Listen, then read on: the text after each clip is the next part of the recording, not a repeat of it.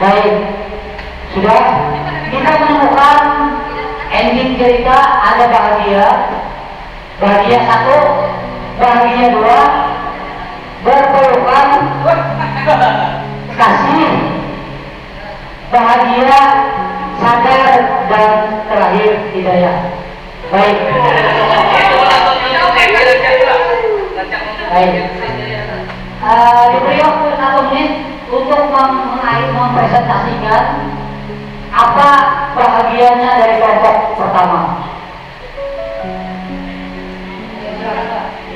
Iya, kelompok kami mengakhiri cerita ini dengan bahagia, yaitu kuning, tenang ibu-ibu bapak-bapak.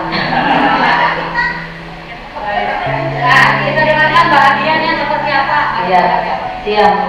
Kemudian Ibu Malik Kundang berdoa, ya Allah, ya Tuhanku, berikanlah kesadaran kepada anak dan menantuku untuk mengakui aku sebagai orang tuanya. Kemudian Ibu Malik Kundang memandang kepergian anaknya dengan doa. Dalam pelayanannya, Malik Kundang dan istrinya terbayang sedih ibu yang selalu mendoakannya. Ibu, maafkan anakmu yang telah berkata kasar dan menyakiti hatimu.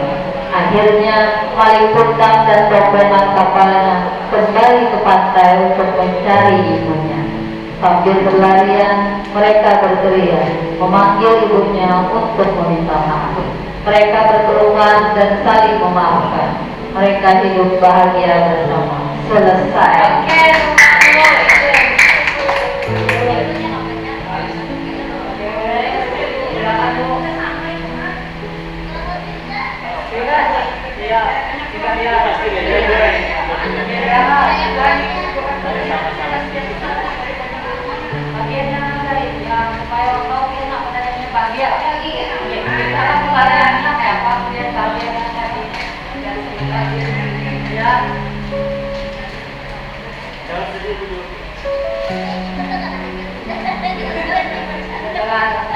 Malik pun pergi berlayar bersama istrinya setelah diusir oleh ibunya. Di tengah laut lepas, kapal Malik membalik arah.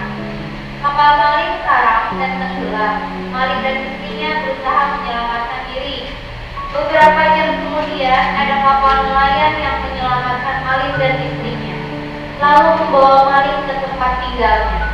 Malik dan istrinya pun tinggal di pulau tersebut dan hidup bahagia. Terima kasih.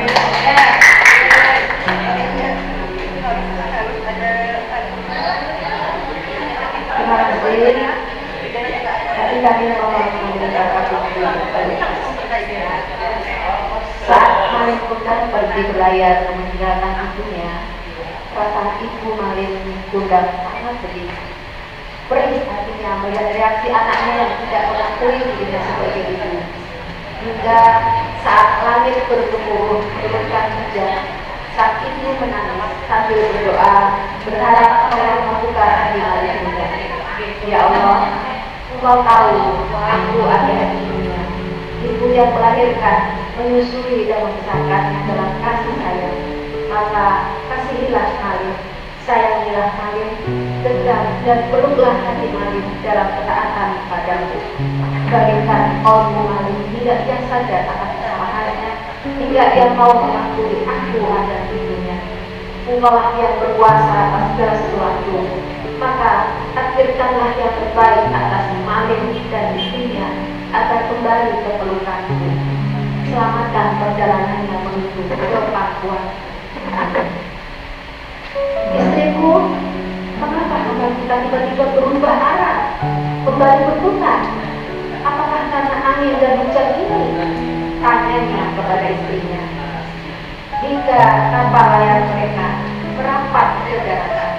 Mereka bertemu dengan Malik yang masih berdiri di tepi daratan.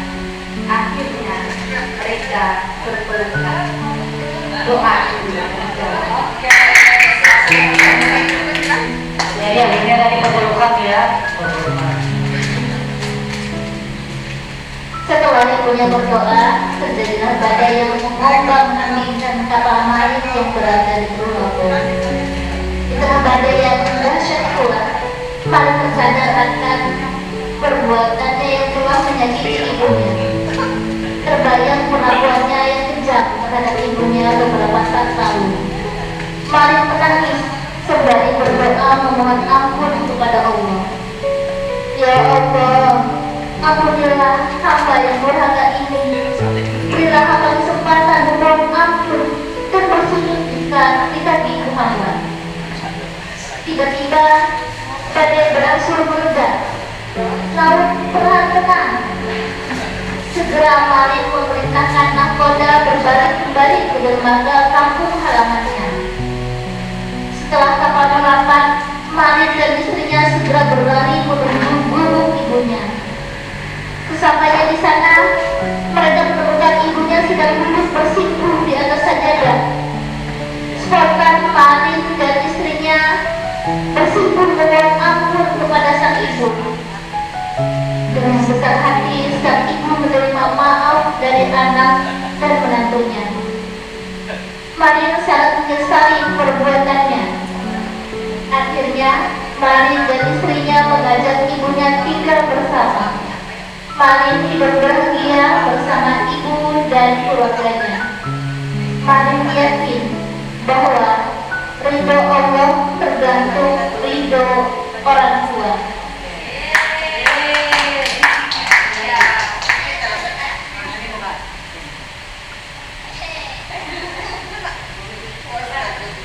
Apa tadi ending akhirnya satu kata Pak? Sadar. Ya, sadar.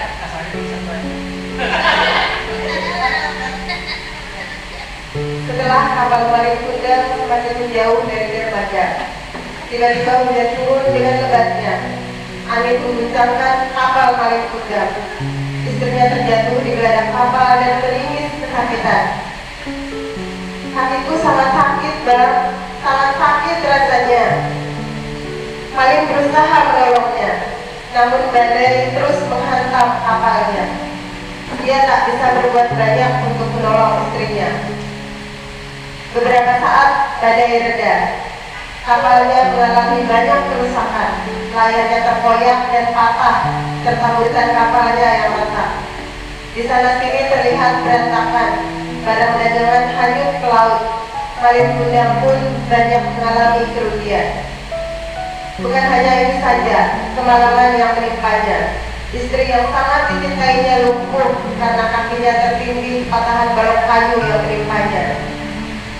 Malik Bunda kian merana dan hampir hilang harapan untuk mengobati istri yang sangat dicintainya. Banyak biaya yang dikeluarkan untuk mengobati pujaan hatinya itu. Malik Bunda kehilangan semangat untuk bekerja. Akhirnya ia jatuh miskin. Sejak saat itu, ia mulai menyadari kesalahannya, bahwa kesuksesannya selama ini berkat doa ibu yang sangat dicintainya. Selesai.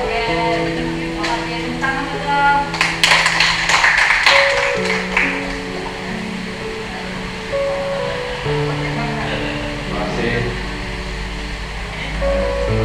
Nah, kuncinya apa tadi? Hidayah. Dapat hidayah ya. Kemudian Malik Mundang berlayar bersama istri dan para ajudannya ke tengah laut hingga menghilangkan pandangan ibunya. Dia pun tak terlihat. Ibunya berkata, "Anakku tidak mengenalku, sedih yang ada di perasaanku. Ya Allah, semoga dia sadar atas perlakuannya." Ibunya pun kembali ke tepi pantai sambil memandang ke laut. Hanya tebaran ombak yang terlihat. Harapan demi harapan sebuah kapal terlihat dari kejauhan. Ibunya berbalik saat tertegun mengingat anak sematawayang akan kembali. Hatinya yakin ia kembali memandang ke arah laut. Tiba-tiba dari kejauhan sebuah kapal muncul ke arahnya. Dia pun terkejut seakan tidak percaya. Kapal yang dari kejauhan semakin mendekat. Ternyata anak yang tidak mungkin kembali ternyata kembali di pangkuannya, dan di mulutnya keluar kata, "Kau adalah ibuku." Ia pun akhirnya menjadi anak yang baik. Terima kasih. Hidayah yang luar biasa juga ya. Kita yang terakhir Ibu.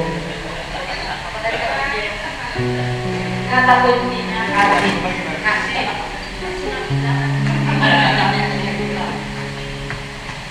Di dalam perjalanannya Malin Kundang dan rombongan diterpa badai yang sangat dahsyat. Malin Kundang teringat akan perbuatan yang dia lakukan terhadap ibunya. Dengan derai air mata, Malin Kundang berdoa, "Ya Allah, ampuni dosa hamba, ampuni dosa hamba, ampuni dosa hamba terhadap ibu hamba. Ya Allah, izinkan hamba untuk kembali ke pangkuan ibu hamba. Izinkan hamba untuk menebus dosa-dosa hamba terhadap ibu hamba. Dan izinkan hamba untuk berbakti kepadanya sampai akhir hayat hamba." Dengan kekuasaan Allah, tiba-tiba badai mereda. Malin memerintahkan nakodanya untuk memutar kemudi menuju kampung halamannya. Setelah sampai di kampung halamannya, Malin berlari dengan sekuat tenaga untuk menemui ibunya. Setelah sampai di gubuk tua ibunya, dilihatnya ibunya sedang duduk termenung. Saat itulah ia langsung bersimpuh di hadapan ibunya dan berkata dengan derai air mata, "Ampuni Malin ibu, ampuni Malin ibu." Ibunya pun memeluk Malin dengan sangat erat dan berkata, "Apapun yang telah kamu lakukan terhadap ibu, ibu akan mengampuni karena ibu sangat sayang kepada kamu." Akhirnya Malin, istri dan ibunya hidup bahagia. Alhamdulillah, bahagia. Ini kertasnya ulang beri nama. Baik, luar biasa. Coba bayangkan kalau anak dan kalau kita ada 30 anggapnya ada 10 ide yang mereka sampaikan kepada mereka bikin kreasinya. Dan ini mereka bebas untuk berimajinasi. Coba kalau pernah menemukan anak yang bikin cerpen akhirnya Malin Kundang ini. Mama Malin Kundang itu berdoa, beda doanya dengan yang menjadi batin, tapi menjadi mantu mama. Jadi dia Malin Kundang itu dikutuk menjadi batu permata. Akhirnya Mama Malin Kundang menjadi orang yang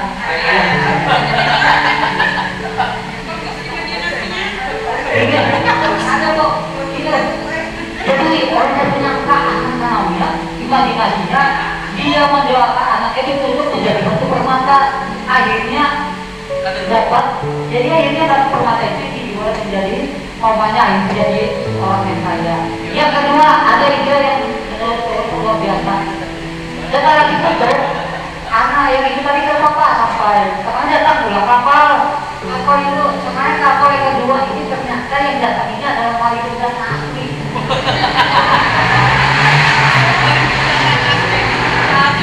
Kemudian Malin Kundang yang pertama tadi itu adalah bukan Malin Kundangnya, itu namanya Malin Kundang. Yang kedua ini baru Malin apa? Jadi yang kedua itu yang benar-benar anaknya, tapi anaknya sudah soleh mereka datang. Jadi mamanya bertemu dengan mamanya, akhirnya mereka hidup bahagia. Itu jadi imajinasi anak-anaknya luar biasa. Nah sama dengan bapak ibu ini jadi pengalaman kita. Jadi kalau kita nanti bikin cerpen, anaknya jangan langsung disuruh bikin cerpen atau dari pengalaman. Itu kita aja cari cerita, misalnya cerita kabel, cerita apa aja. Kita bikinkan cerita mereka mengakhiri cerita itu. Mungkin itu aja Pak. Mungkin ada slide briefing atau bagaimana untuk menutup akhir ini. Kalau misalnya ada yang didiskusikan apa yang ingin ditanyakan, boleh kita sharing. Kalau tidak ada, ya tidak masalah. Yang penting kita hari ini menyelesaikan tugas kita dengan baik. Oke Pak. Bagaimana caranya kita membuat suka dengan secara hukum yang cerpen ini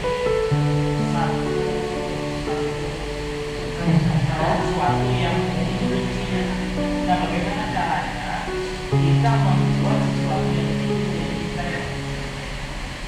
Baik. Salah contohnya Pasti banyak tidak bisa berdiri bahwa pasti ada anak yang tidak suka membaca, tidak suka membaca. Cara pertama yang akan kita menumbuhkan motivasi anak supaya dia suka dengan cerpen. Yang pertama, kita jangan memaksa dulu, jangan memaksa. Yang kedua, kita cari cerpen yang paling ringan, cari cerpen yang paling ringan. Kita lihat umurannya. Jangan anak madrasah sanawiyah kita berikan cerpen kompas atau cerpen yang horizon itu berat. Jadi kita cari aja cerpen yang selevelan mereka. Artinya dari cerpen yang anak-anak. Kalau dilihat di buku-buku paket kita itu cerpen-cerpennya biasanya memang cerpen remaja. Yang ketiga, bagaimana menumbuhkan mereka mencintai. Dalam selain itu kita juga harus menyediakan kebiasaan di tempat itu ada literasi. Kalau kami biasanya anak yang misalnya mereka tidak mendapatkan dalam per bulan itu mereka memberikan satu hasil bacaan. Kalau biasanya kalau yang lain biasanya buku menyerah buku, kalau buku berat dengar. Jadi kita minta satu cerpen ini dan 1 bulan itu sudah literasi di mereka. Jadi disuruh diminta mereka untuk mencari cerpen dan mereka membaca di bidang data. Nanti setelah mereka membaca cerpen itu, mereka sempat berpasangan untuk menceritakan hasil bacaannya dengan kawan. Itu mungkin dari kami. Oke, terima kasih juga. Mungkin ada lagi yang kita cukupkan. Baik, saya kira sampai di sini dulu sharing kita. Terima kasih atas perhatian. Mohon maaf atas segala kekurangan. Semoga kita dapat bertemu lagi. Selalu diberikan kesehatan Allah, berikan kemudahan dalam melaksanakan tugas kita. Ayo, assalamualaikum warahmatullahi wabarakatuh.